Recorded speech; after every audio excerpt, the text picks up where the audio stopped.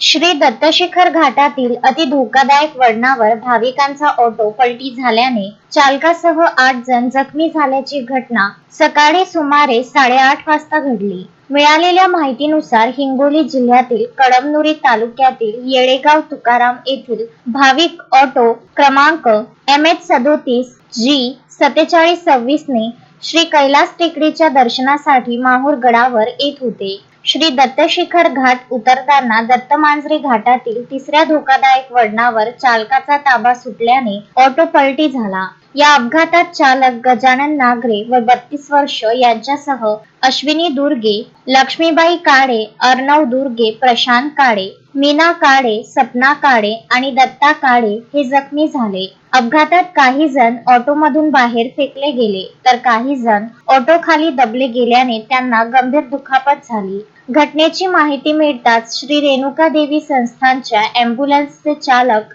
विनोद जाधव व स्वच्छता कर्मचारी वैभव दळवे यांनी तात्काळ घटनास्थळी धाव घेतली. स्थानिकांच्या मदतीने जखमींना तातडीने माहूर येथील ग्रामीण रुग्णालयात दाखल करण्यात आले. येथे वैद्यकीय अधीक्षक डॉक्टर बिपिन बाबळे व रुग्णालयातील कर्मचारी यांनी प्राथमिक उपचार केले. त्यानंतर गंभीर जखमींना पुढील उपचारासाठी यवतमाळ येथे हलविण्यात आले आहे. या घटनेची नोंद पोलिसांनी घेतली असून पुढील तपास सुरू आहे. संजय घोगरे, विदर्भ न्यूज, माहूर.